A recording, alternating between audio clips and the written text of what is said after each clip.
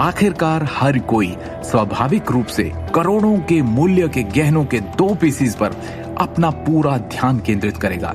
इसलिए इस तरह के सीन को मिस नहीं करना चाहिए। इस समय प्रदर्शनी हॉल में उत्साह और जयकारों की लहर से उमड़ पड़ी। मौजूद सभी अतिथि और आभूषण विशेषज्ञ बोली युद्ध में भाग लेने के लिए तैयार हुए। हर कोई बेचैन था। तब तक हॉल में खांसने की आवाज आई। सबका ध्यान दर्श सिंघानिया की ओर गया, जो खांसकर अपनी सीट पर से खड़ा हो गया। लेडीज एंड जेंटलमैन, मैं दर्श सिंघानिया इन दोनों गहनों के लिए बोली लगाऊंगा। दर्श ने गर्व से कहा, उम्मीद करता हूं कि मेरा ऐसा करने से यहां हर किसी के पास फिर से बोली लगाने का कोई विचार नहीं होगा। मेरे सामने बोली लगाना तो नहीं चाहेंगे ना आप सब? अगर चाहेंगे तो मैं सलाह देता हूं कि यदि कोई मेरे व्यवसाय में दखल देने की हिम्मत करता है तो मैं भविष्य में आपके साथ स्कोर तय करते समय कोई दया नहीं दिखाऊंगा। दर्श ने हॉल के चारों ओर अपनी भयावह चमक बिखेरते हुए ठंडे स्वर में घोषणा की, ये कुछ ज्यादा नहीं? उपस्थित सभी मेहमानों और गहनों के विशेषज्ञों ने अपने चेहरे पर भद्दे भाव रखे थे, क्योंकि उन्होंने कभी भी उम्मीद नहीं की थी कि दर्श अपनी मांगों के लिए इतना दबंग और बेशर्म होगा। हालांकि किसी ने इसका विरोध नहीं किया, क्योंकि दिल्ली में सिंघानिया परिवार के बराबर उनमें से किसी की हैसियत नहीं थी। केवल गहनों की नीलामी के लिए कोई भी दर्श सिंघानिया को नाराज करने की हिम्मत नहीं करेगा।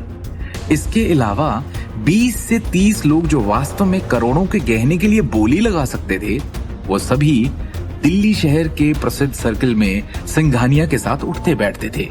इसलिए उनमें से कोई उनके बेटे दर्श को नाराज नहीं करना चाहता था। दर्श की घोषणा के बाद पूरे हॉल में एकदम से सन्नाटा छा गया।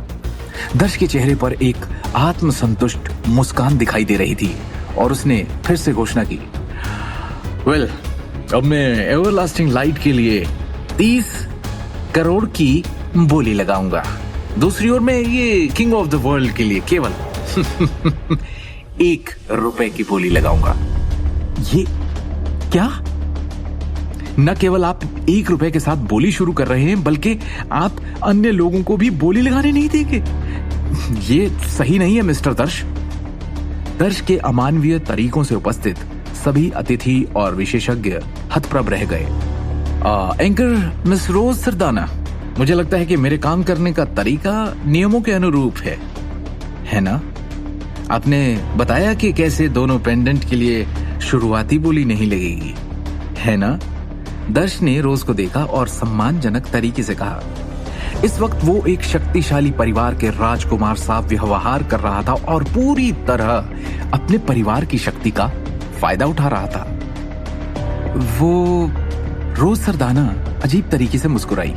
एक छोटी मेजबान के रूप में वो स्पष्ट रूप से दर्श को नाराज करने की हिम्मत नहीं करेगी। ये वास्तव में नियमों के अनुसार है। रोज सरदाना ने असहाय रूप से सिर हिलाया। आप समझ नहीं सकते कि मैंने किंग ऑफ द वर्ल्ड के लिए 1 रुपए की बोली क्यों लगाई, लेकिन मैं आपको बता दूं, दर्श ने अहंकार से कहा। मैं रॉयल दर्श सिंघानिया ना तो इस पेंडेंट को अफोर्ड कर सकता हूं और ना ही मैं इस पेंडेंट के लिए तरस सकता हूं। दर्श ने दृष्टि को मजाकिया मुस्कान के साथ देखा। दूसरी बात, मैं किंग ऑफ द वर्ल्ड को बनाने वाले के बारे में कुछ खास विचार नहीं रखता। मेरा मानना है कि वो एक बेकार ज्वेलरी डिजाइनर है जो पहले तो गहने डिजाइन करने के योग्य नहीं है। दर्श ने दृढ़ता से कहा। इसलिए मैं इस पेंडेंट को उसी कीमत पर खरीदूंगा जिसके ये लायक है।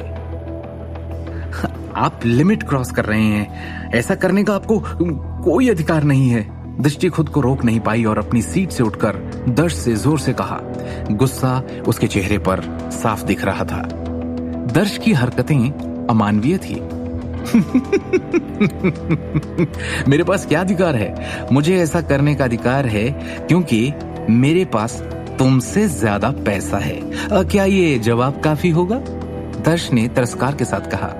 अगर काफी नहीं तो मैं नहीं रोकता।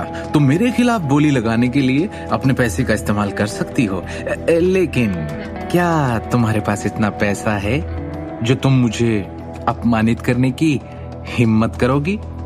और हाँ, एक और बात बता दूं तुम्हें, दृष्टि नारंग, जब मैं किंग ऑफ द वर्ल्ड के लिए अपनी बोली पूरी कर लूंगा, दर्श ने उपहास के साथ कहा, तब मैं इसे तुम्हारे और तुम्हारे बेकार पति शिवम गांधी की आंखों के सामने टुकड़ों में तोड़ दूंगा और ये सबक सिखाऊंगा कि तुम्हारा ये ज्वेलरी पीस तुम दोनों की तरह है, कचरे का टुकड़ा। तुम? दृष्टि बढ़ते गुस्से से भड़क उठी। जैसे ही खून का झोंका अचानक उसके सिर पर चढ़ा, उसे ऐसा चक्कर आया जैसे वो अभी होश होकर गिर जाएगी। आगे की कहानी जानने के लिए देखिए अगला एपिसोड सिर्फ पॉकेट एफएम के यूट्यूब चैनल पर और शिवम द हिडन वॉरियर के सारे एपिसोड्स को सुनने के लिए डिस्क्रिप्शन में दी लिंक से डाउनलोड करें पॉकेट एफएम ऐप।